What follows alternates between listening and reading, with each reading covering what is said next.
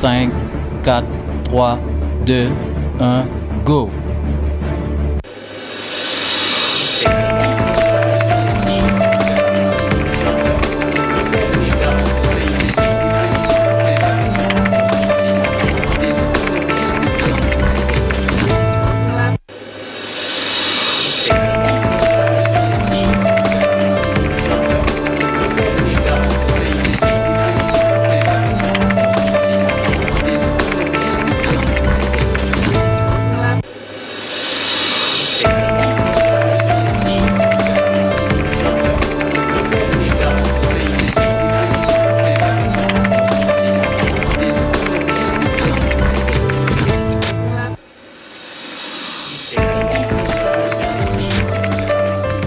Bien bonsoir, l'incontournable, voici le sommaire de cette édition.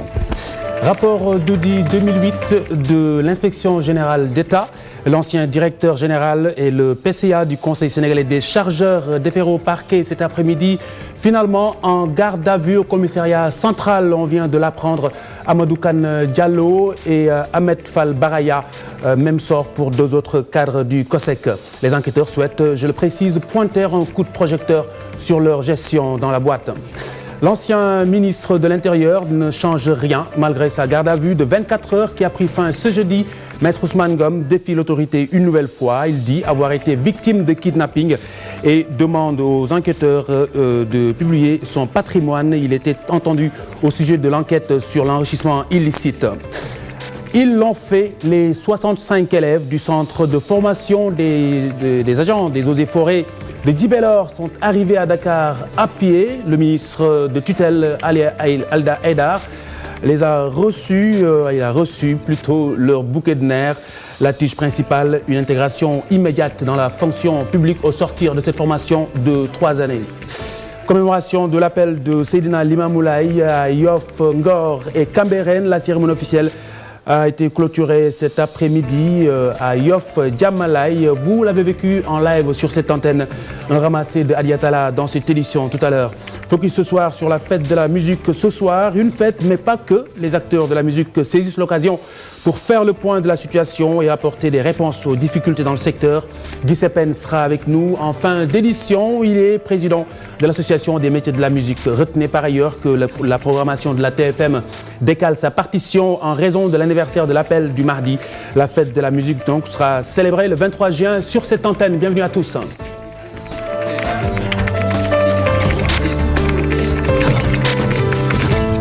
Mesdames, Messieurs, bonsoir. Tout de suite, le point sur l'actualité avec Mame Fatou Ndoye. D'abord, on vient de l'apprendre. Après avoir été déférés au parquet, désormais, ils sont au commissariat central. On va passer la nuit. Tout à fait. Il s'agit d'Amadou Kane Diallo et de Ahmed Fall Baraya, deux hommes audités par la division des investigations criminelles. Le maire de Ndioum et ancien directeur général du COSEC est poursuivi pour surfacturation et mauvaise gestion. Et justement, à ce propos, les arrestations de ces deux candidats du PDS aux législatives traduisent une volonté pour le régime actuel de reporter le scrutin. C'est du moins l'avis de maître Elhadj Amadou Sall au micro de Chérif Dia et Ibou Cissé. On prend le maire de Ndioum, Amadou Kane Diallo, on l'arrête, on le défère, on prend notre candidat et tête de liste à Saint-Louis pour le déférer. Le moment est venu peut-être pour toutes les populations du Sénégal, parce que partout, les populations de Pikine, leur candidat sera bientôt arrêté. Les populations de Dakar, leur candidat sera bientôt arrêté. Les populations de Kaolack, leur candidat sera bientôt arrêté. Le deuxième objectif visé, c'est de pousser les Sénégalais à sortir, à créer le trouble pour pouvoir dire qu'on reporte les élections. Il ne reportera pas les élections et il perdra. Mame Fatou Ndoye, maître Ousmane Ngom recouvre la liberté mais garde le cap. Tout à fait. Libre après une garde à vue de 24 heures, maître Ousmane Ngom assimile son arrestation à une prise d'otage, voire un kidnapping. L'ancien ministre de l'Intérieur accuse l'actuel régime de vouloir le museler. D'ailleurs, il invite les enquêteurs à publier son patrimoine. Au cas contraire, il le fera. Chérif Dia et Ibou Cissé nous font le compte-rendu. Après 24 heures de garde à vue à la section de recherche de la gendarmerie, maître Ousmane Ngom rentre chez lui. Jusqu'à la victoire finale, on continue le combat. Et votre état de santé? Je suis en meilleure santé que vous. Merci, monsieur. Merci. Merci. Maître Ousmane Ngom a retracé le film de son arrestation à Kolda qu'il qualifie de prise d'otage. Li xaw demb ca Kolda du dara lu dul kidnapping ou la prise d'otage. Ce responsable du Parti démocratique sénégalais accuse le régime du président Macky Sall de vouloir le museler et de l'empêcher de battre campagne. Tout ça, c'était de la poudre aux yeux. En réalité, la vraie raison de mon arrestation était politique. Ils ont voulu nous museler et nous intimider à la veille de la campagne électorale parce qu'ils ont vu, comme je l'ai dit à Kolda, que le SOPI était toujours en marche. Mieux, concernant les soupçons qui pèsent sur sa fortune, Maître Ousmane Ngom estime qu'elle est tout ce qu'il y a de plus licite. Il invite même les enquêteurs à publier sa déclaration de patrimoine, sinon il le fera lui-même. Qu'est-ce qu'il y avait comme urgence pour une enquête de patrimoine? Surtout qu'avec cette enquête de patrimoine, il a été montré qu'il n'y avait absolument rien du tout. Moi, mon patrimoine, s'il ne le publie pas, je vais le publier moi-même. Moi, je suis avocat, je suis consultant et j'aurais pu, depuis longtemps, si j'étais intéressé seulement par la richesse, l'avoir par ma profession. L'ancien ministre de l'Intérieur reste cependant à la disposition du parquet général. Législative 2012, Mame Fatou Ndoye, la colère de Cheikh Tidiane Gadio. Tout à fait, il exprime son mécontentement avec l'absence du MPCL sur les listes d'investiture aux législatives. Le président de Louis Jotna, tirant les choses au clair, évoque des couacs et parle de ses relations avec le président Macky Sall. Cheikh Tidiane Gadio au micro de Dissa Prera. Dans le cadre de ce compagnonnage pour gérer les affaires de l'État, qu'il a été question que le MPCL soit dans les listes de la députation. Alors les deux couacs qui sont arrivés sont les suivants. Et c'est ça que j'appelle la vérité. Il n'y a pas une deuxième vérité, une sous-vérité, une vérité plus grande, plus petite que celle-là. C'est ça la vérité. Et je le dis sans aucune animosité, pas d'acrimonie ni rien, parce que encore une fois, le MPCL n'était pas demandeur, n'avait pas posé de conditions particulières pour son soutien au président Macky Sall. Maintenant, la vérité, c'est qu'il n'y a pas que le MPCL qui a été victime de ces couacs. Il y a d'autres formations politiques, d'autres leaders candidats aux élections présidentielles qui ont aussi été victimes. Voilà, Cheikh Tidiane Gadio, président du mouvement Louis Jotna. Et puis le débat sur la durée du mandat du président de la République doit être définitivement clos. Point de vue du pôle communication de la coalition Benno Bokk Yakaar. Les électeurs doivent se mobiliser afin d'aller aux législatives et puis de créer une rupture à l'Assemblée nationale. Moussa Diaw est le coordonnateur du pôle communication Benno Bokk Yakaar au micro de Maïmouna Ndiaye. Notre vœu le plus cher, c'est que la campagne se poursuive sur le ton de l'énonciation des propositions et d'un débat élevé, afin que les Sénégalais choisissent librement, démocratiquement et de manière responsable. Il s'agit d'un moment historique. Et ce moment, c'est de créer les conditions de mise en œuvre effective de la rupture tant souhaitée par le peuple sénégalais.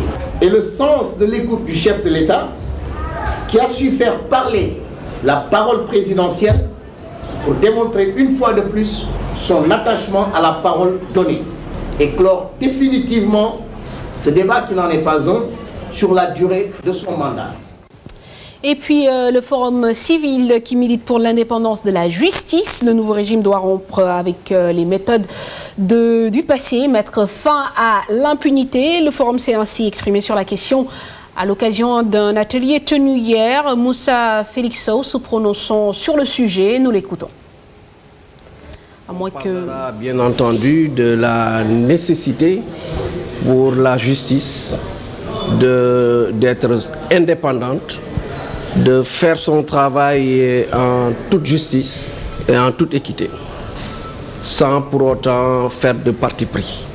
L'essentiel, comme nous l'avons dit, que le Sénégal rompt avec l'impunité.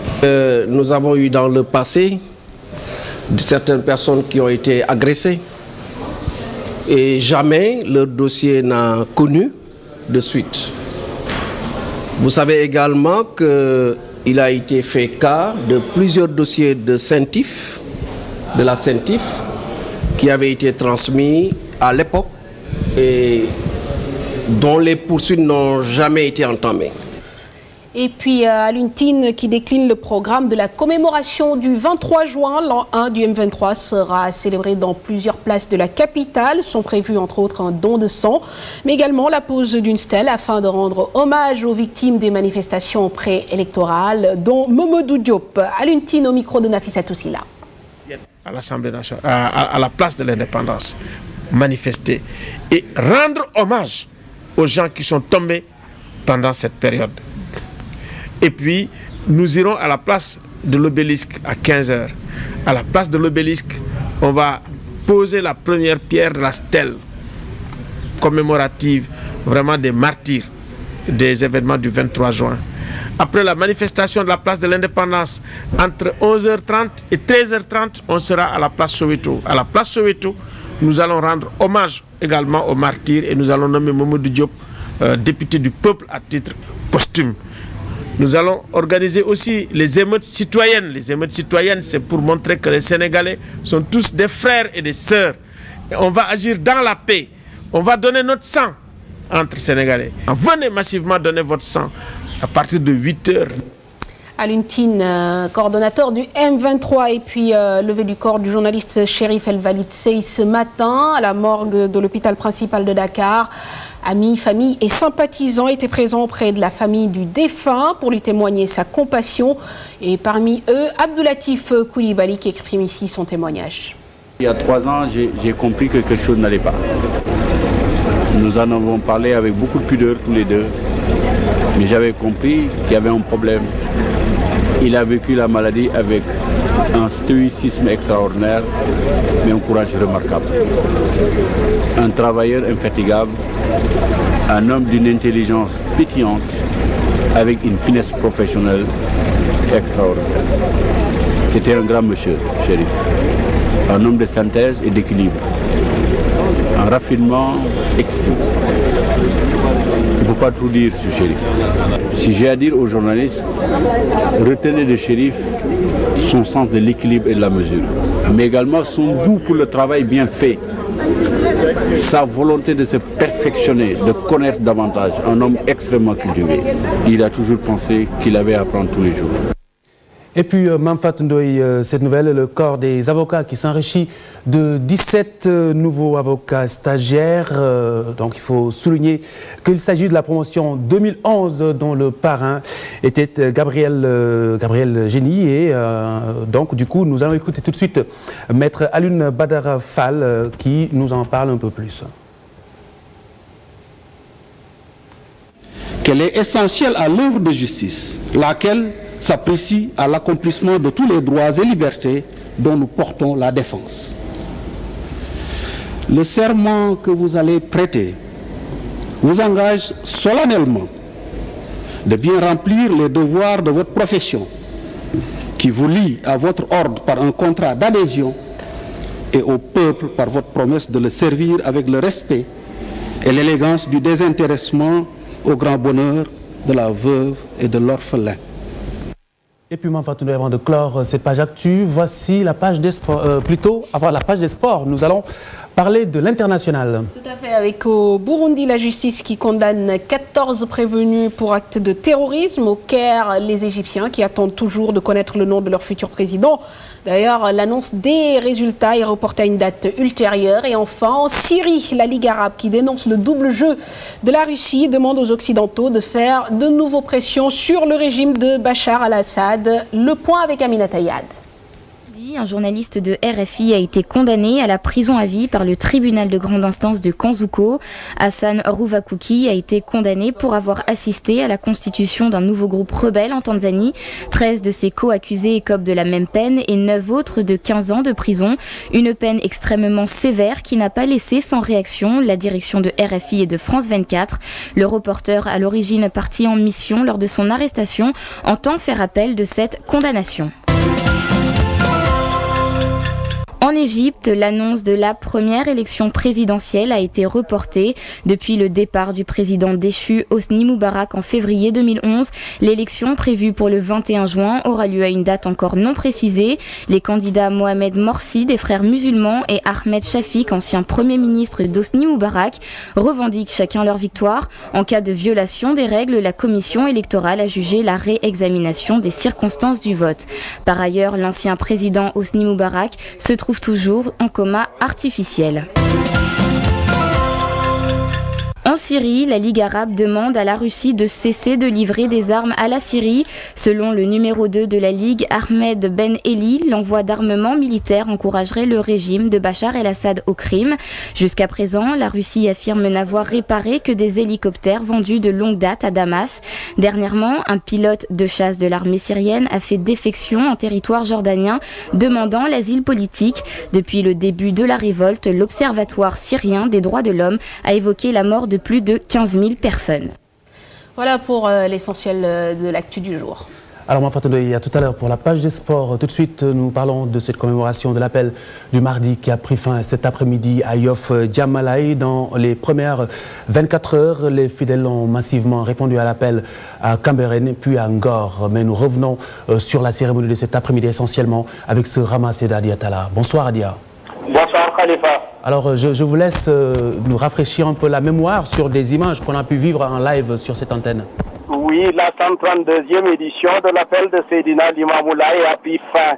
Le dernier intervenant, Mamadou Lamine Laye, porte-parole du Khalife, a dans son discours exhorté les politiciens, particulièrement en cette période de campagne électorale, à tenir un langage de vérité aux populations et de ne jamais faire des promesses sans les respecter. Il a axé son intervention sur la vie du guide de Layène, un homme vertueux, humble, ouvert d'esprit, et sur les vertus également du puits qui se trouve près du mausolée du défunt Khalife. Seydina Issa Laye Thiaw, le fils aîné du Khalife général, après avoir prié pour le gouvernement de Macky Sall, a demandé à Mbaye Ndiaye, le ministre de l'Intérieur, venu présider la cérémonie, accompagné d'une forte délégation, de traiter les familles religieuses sur le même pied. Le ministre de l'Intérieur a rassuré son interlocuteur en déclarant que le président de la République a toujours œuvré dans ce sens. Le fils aîné du Khalife général a également exhorté les jeunes à travailler davantage avec sûrement l'appui des autorités. La situation sociale caractérisée par la cherté du coût de la vie est souvent aussi revenue dans le discours de Seydina Issa Laye Thiaw. Les fidèles se sont réjouis de l'organisation de la 132e édition qui a connu moins de couacs. Pour la vêtue, ils ont communié dans la ferveur à la place mythique de Yoff où repose leur guide religieux Seydina Limamou Laye depuis 1909. Je vous remercie et nous poursuivons l'actualité avec cette marche de Ziguinchor à Dakar et à pied. Ils l'ont fait, les 65 élèves du centre de formation des agents des eaux et forêts de Djibélor ont effectué le trajet pas pour justement figurer dans le Guinness World Records, mais plutôt pour une place dans la fonction publique au sortir de leur formation d'une durée de 3 ans. Le ministre de tutelle Ali Al-Haïdar était à l'accueil. Fatou Bintou Konté également en compagnie d'Ababacar Kamara. Forêt de Djibélor. Ils ont quitté la région de Ziguinchor le 5 juin dernier et campent toujours sur leurs revendications. Le fait qu'on a choisi de marcher de Dakar à Ziguinchor, ce n'est pas un choix gratuit. Parce que tout simplement, nous faisons une formation de 3 ans à l'école. Mais juste après le concours, si on réussit le concours, on va à Ziguinchor pour subir une formation de 3 ans. Et étant une école qui fait partie parmi les écoles paramilitaires du Sénégal, à savoir la police, la gendarmerie, la douane, la garde pénitentiaire, le service d'hygiène, nous aussi, nous faisons partie de ces écoles paramilitaires. Mais paradoxalement, parce que la formation dure 3 ans. Et c'est la seule école à laquelle la formation dure 3 ans. Et après la formation, on rentre chez nous sans boulot. Tel n'est pas le cas pour les autres écoles. Et nous avons jugé ça comme étant, je me suis du terme, une marginalisation par rapport à ce corps-là. Pendant 17 jours, ces étudiants ont bravé la chaleur, affronté la terreur de la nuit, rien que pour se faire entendre. Ce choix n'est pas un choix gratuit.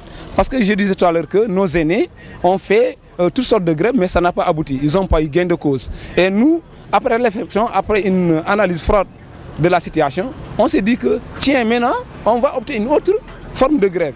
Comme quoi, on va marcher de Ziguinchor à Dakar. Et si tu entends qu'on doit marcher de Ziguinchor à Dakar, c'est étonnant. Parfois même, on ne croit pas à cela. Mais c'est une chose qui nous tient à cœur.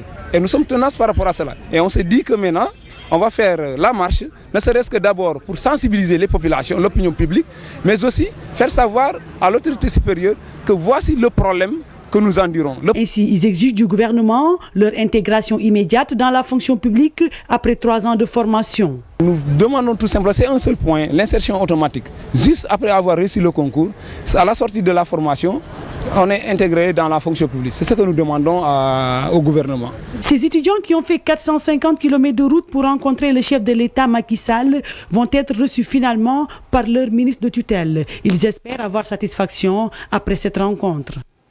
Fatou Bintou Konté, faculté des lettres et sciences humaines de l'université Cheikh Anta Diop de Dakar. Les étudiants non orientés, les bacheliers non orientés menacent de perturber la tenue des examens. Malgré 4 nuits à la Belle Étoile, toujours pas d'interlocuteur. Amina Sow, Madani Marega. Après 4 jours de jet, ces étudiants grévistes menacent de paralyser le système à la faculté des lettres et sciences humaines. On va arrêter la grève de faim et nous allons passer maintenant à la violence. Et nous risquons de paralyser complètement le système éducatif. Les examens. Il n'y aura pas d'examen dans cette faculté. À l'origine de la nouvelle poussée de colère, le refus du recteur d'accueillir la presse dans l'enceinte de l'université. Il appelle des agents, des anciens lutteurs, ils viennent ici nous menacer pour semer la terreur et en nous interdisant de faire la presse dans l'université. Et je pense que l'université, c'est pour les étudiants. Finalement, c'est sur la corniche que les nouveaux bacheliers ont parlé aux journalistes. Ils lancent un énième cri de cœur au président Macky Sall et à leur ministre de tutelle. Nous lançons un appel au ministre de l'Enseignement supérieur, Serigne Mbaye Thiam. On est fatigués. Nous avons passé ici 3 jours à la Belle Étoile. Ces étudiants inscrits à la faculté des lettres et sciences humaines peinent à retirer leur carte d'étudiant. Les raisons évoquées par le doyen de la faculté, une double inscription. Des arguments qui ne tiennent pas la route selon ces étudiants.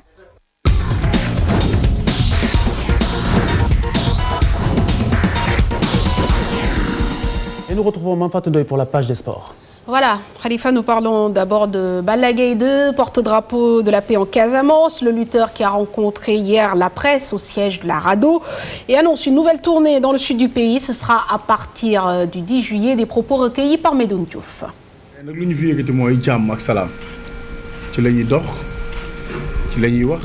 Je salue toutes les personnes présentes dans cette salle. Aujourd'hui, c'est une journée de paix. Et comme j'ai l'habitude de le faire, après chaque combat, je vais sillonner la Casamance du 10 au 15 juillet, à l'occasion de la caravane de paix. Mon souhait, c'est d'œuvrer et de me battre pour que la paix revienne partout en Casamance. Le 10, Inch'Allah, juillet. Voilà, donc football à présent avec les 8e de finale de la Coupe du Sénégal. Le Casa qui se qualifie sans jouer après donc le forfait de Cambérène. Et puis ce jeudi, 3 affiches au rendez-vous. HLM qui affronte Almami, Asfa de National 2 qui a rencontré Gorée de Ligue 1 et en ce moment même au stade Demba Diop, Olympique Sport de National 2 qui reçoit le Jaraaf de Ligue 1. Et puis le football, c'est aussi sur le continent avec le tirage au sort du dernier tour qualificatif à la CAN 2013 qui se tiendra le 5 juillet prochain à Johannesburg, comme l'indique la CAF. Alors pour le tirage au sort, la Confédération africaine de football a affecté à chaque pays des coefficients en fonction de ses résultats aux 3 dernières éditions de la CAN. Et en cas d'élimination des pharaons d'Égypte, les Lions du Sénégal seront donc logés dans le pot 1. Ils auront comme adversaire des sélections supposées plus faibles. On saura si le Sénégal aura cette chance après le match de l'Égypte contre la République centrafricaine, puisque les pharaons joueront leur match le 30 juin prochain. Rappelons que lors de la manche aller, ils avaient été battus à domicile 3-2. Et puis on parle de la 5e édition du festival culturel et sportif pour les enfants à l'initiative de l'éditeur du magazine Sirou. Le thème, inculquer des valeurs aux enfants qui leur serviront dans la vie. Nous écoutons l'un des organisateurs au micro de Cher Sadi Boudjara. Ce festival s'appelle Festival, qui est un festival qui a la particularité d'être organisé par des enfants de plus en plus, qui s'impliquent dans l'organisation, que l'on retrouve aussi au niveau de l'exposition, parce qu'il y aura des enfants qui présenteront des spectacles de danse, spectacles de théâtre, de la mode aussi. Et donc c'est un peu une tribune pour valoriser ce que font les enfants en termes de savoir-faire, de talent. Samedi 23, ça se passe au niveau du terrain Liberté 6. Le dimanche, il y a un après-midi de gala qui regroupe un peu l'ensemble des lauréats de différentes compétitions, ainsi que les concours de théâtre. Le thème de cette année, c'est olympisme et valeurs olympiques, parce qu'il nous semble important d'inculquer à ces enfants des valeurs qui pourront leur servir dans leur vie de tous les jours et pour toute leur vie aussi.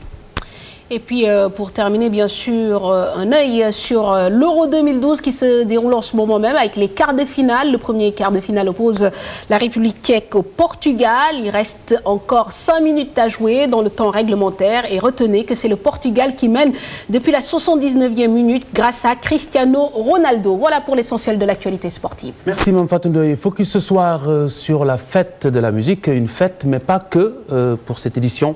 Les acteurs de la musique saisissent l'occasion pour réfléchir à des réponses aux difficultés dans le secteur. Guy Sepen, le président de l'Association des métiers de la musique, sera avec nous dans quelques instants. Mais d'abord, voici une petite idée du menu de cette journée avec Ibou Diouf et Diatou Ndiaye.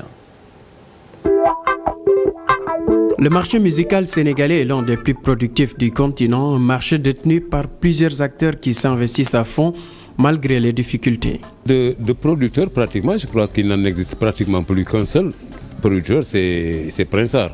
Quand on parle de marché de la musique, on parle de diffusion, on parle donc de producteurs. Et que si ces producteurs n'ont aucune garantie, aucune assurance pour rentabiliser leur investissement, ils deviennent frileux. On est confronté, comme je disais, donc, à d'énormes difficultés liées au manque de moyens, à un manque aussi de politique culturelle venant de l'État. Depuis quelques années maintenant, l'industrie musicale sénégalaise est gangrénée par le phénomène de la piraterie. On investit beaucoup d'argent dans les produits, on les sort, disons, 4 heures de temps après, c'est les pirates qui sont dans les rues, qui les vendent peut-être le CD à 200 francs aujourd'hui. C'est vraiment alarmant. On était arrivé à un moment donné où c'était devenu un phénomène de mode. Tout était axé sur la piraterie. Des séminaires sur la piraterie. Beaucoup d'argent dépensé sur la piraterie. Il y avait même quelque chose qui était anormal. C'était même le BSDA qui était obligé de tirer sur le fonds, ces fonds, c'est-à-dire le fonds des auteurs, pour lutter contre la piraterie. C'est aujourd'hui dans la loi, ce qui est bien maintenant, c'est de se dire, nous avons une loi plus dure, ou qui peut aller à des peines d'emprisonnement de 1 an à 5 ans, qui peut aller à des amendes de 1 million à 5 millions. La production comme la promotion demeure un véritable casse-tête pour les acteurs de la musique. Il n'y a plus de production de qualité. Les productions sont des productions Kleenex qui passent 2 ou 3 mois et puis on les oublie parce qu'il n'y a pas la qualité requise. Et les artistes eux-mêmes ne sont plus les grands chanteurs qu'on a connus avant, ou du moins il y en a peu. Il faut faire le tri, mais il y a plein de créativité, il y a beaucoup d'artistes qui sont vraiment pétris de talent. Ils sont dans une situation où effectivement, ils doivent être accompagnés dans le rôle régalien de l'État. Tout comme l'État accompagne les agriculteurs, tout comme l'État accompagne les opérateurs, etc. La musique est une division de la chaîne sociale du Sénégal. Ce qui est en tout cas encourageant, c'est de voir que malgré tout, la créativité est là. Les gens, on ne voit pas comme dans certains secteurs où le musicien qui dit « Ah non, bon, vu que la musique ne marche pas, moi je m'en donne à autre chose ». Il est là, il a la créativité, ce qu'il a, c'est qu'il a en lui, c'est une passion. Le succès de la musique sénégalaise passera par l'organisation des entreprises musicales, combattre la piraterie qui empêche les maisons de production et les artistes qui tendent vers le formel de se structurer selon les normes internationales. Voilà, merci Ibou Diouf. Ce soir, Guy Sepen, le président de l'Association des métiers de la musique avec nous ce soir. Bonsoir, Monsieur Pen. Bonsoir, Monsieur. Alors, d'abord, je vais essayer de jouer la bonne note avant les pains, s'il y en a, bien sûr, par Absolument. la suite. Alors, cette année, vous impliquez les enfants, notamment les enfants défavorisés dans cette fête de la musique. Qu'est-ce qui a motivé vraiment cette démarche ?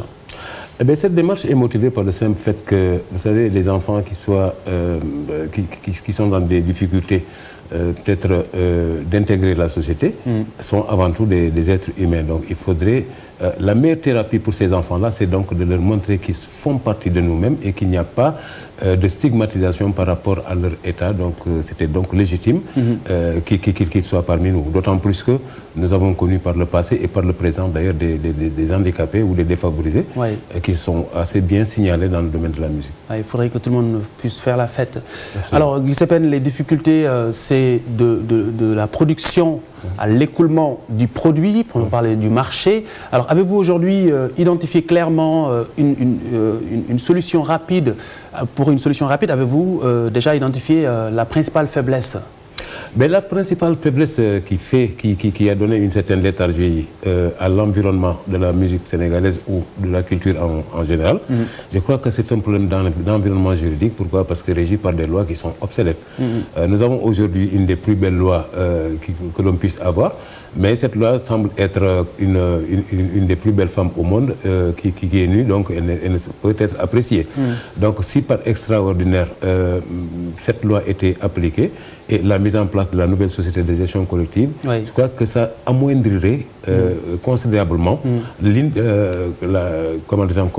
la condition des artistes qui seraient donc plus performants et plus créatifs, mais ça aussi permettrait aussi à l'artiste de... Voilà, justement Guy Sepène, il n'y a pas que la musique, je veux dire, il n'y a pas que chanter ou jouer de la musique. Quand on parle des métiers de la musique, il y a beaucoup de corps de métiers autour de la musique, sans lesquels, bien entendu, on ne joue aucune note. Alors aujourd'hui, où est-ce que vous en êtes dans cette recherche de statut pour justement amoindrir cette précarité? Vous me dites qu'il y a des lois qui ne sont pas appliquées, mais vous, personnellement, au niveau de l'association, où est-ce que vous en êtes? Mais je crois que c'est un combat qui est loin d'être gagné. C'est un combat, pourquoi? Parce que face à des interlocuteurs qui semblent peut-être ne pas vouloir vraiment nous écouter. Mais nous avons un grand espoir avec l'arrivée d'un collègue, d'un compatriote qui est de notre milieu et qui est de notre association, qui est Youssou N'Dour, avec qui nous avons fait plusieurs combats dans ce sens. Et je crois que lui, en étant dans le centre de décision de nos préoccupations, en fera certainement sa priorité. Bon, mais le combat, il est entier, il reste entier, et je crois que c'est un problème récurrent, tout en sachant que la musique est une division dans la société sénégalaise, tout comme le pêcheur, tout comme l'agriculteur, tout comme un autre corps de métier.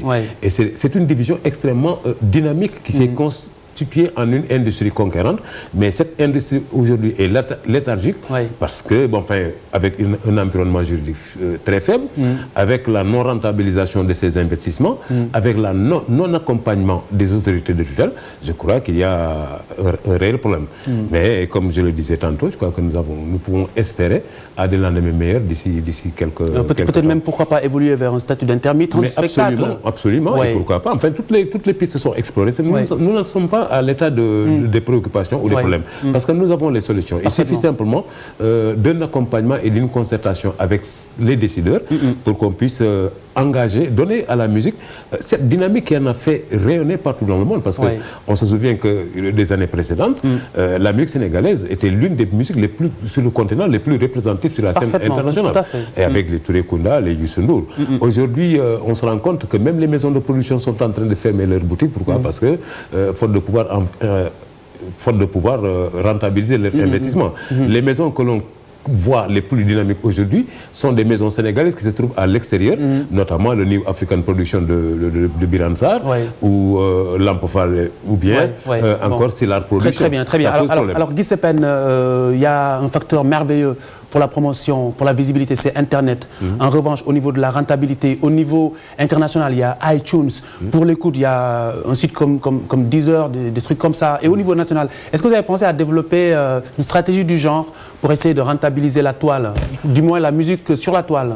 Mais justement, c'est d'ailleurs le problème, parce que je le disais tantôt qu'il y a environ des millions et des millions de fichiers qui s'échangent chaque jour à travers iTunes, YouTube ou d'autres sites Internet. Et qu'est-ce que gagnent les artistes? Alors qu'il y a possibilité de les faire gagner. Pourquoi? Parce que le portail qui sert de support à ouvrir ces sites sont installés ici au Sénégal. C'est par exemple la Sonatel qui investit des centaines de millions à la lutte ou bien dans d'autres domaines, alors que la musique qui fait vivre tout ce secteur-là. Les Sénégalais qui ont la chance d'y figurer, ce sont les Sénégalais qui ont des maisons de disques, par exemple. Absolument, d'être performants. Or, le Sénégal ne manque pas de talent. Et il y a une diversité musicale extraordinaire qui est là, qui concourt, par exemple, dans n'importe quel domaine de la musique, mais qui malheureusement ne peut rentabiliser leurs efforts. Pourquoi? Parce que c'est une concertation et nous appelons la Sonatel à nous donner un Guy Sepen. Merci beaucoup. Président de l'association des métiers de la musique, Guy Sepen, bonne fête. Merci beaucoup. À vous aussi, mesdames, messieurs, bonne fête de la musique. Retenez par ailleurs que sur la TFM, la programmation de la télé a décalé sa partition de cette fête de la musique en raison de l'appel bien sûr de Seydina Limamou Laye tenu hier et aujourd'hui la commémoration. Donc la fête de la musique célébrée sur cette antenne, ne le ratez surtout pas le 23 juin prochain dans la soirée. Bonsoir et bonne fête de la musique. Au revoir. Mama shine, mama shine, mama shine like a sun on the night. Mama shine, shine, I'm proud to be your son. Ma mère est de la sphère des mères pour qui l'enfant que je suis est une perle. Je ferai pleuvoir des diamants pour toi, maman, ces diamants-là du paradis. Qui a dit qu'on ne choisissait pas ses parents? Je t'ai choisi de cette vie-là pour celle-ci aussi. Même me placerai-elle pour celle-ci. Man shine, just to shine, just to shine, lady. Your son will be fine. Just to shine, just to shine, just to shine, mama. Your son will be fine. Mënuma daaneel te duma woy yaay Soda Njaay yaa fi indi baay bu mat ndey ak baay lana lana lana lana you are the sunshine lana lana ku mu neex ngay yaay may naa la ko ku mu neex nga am ndey ju la neex joo bëgg may naa la ko this is the end je t'aime maman.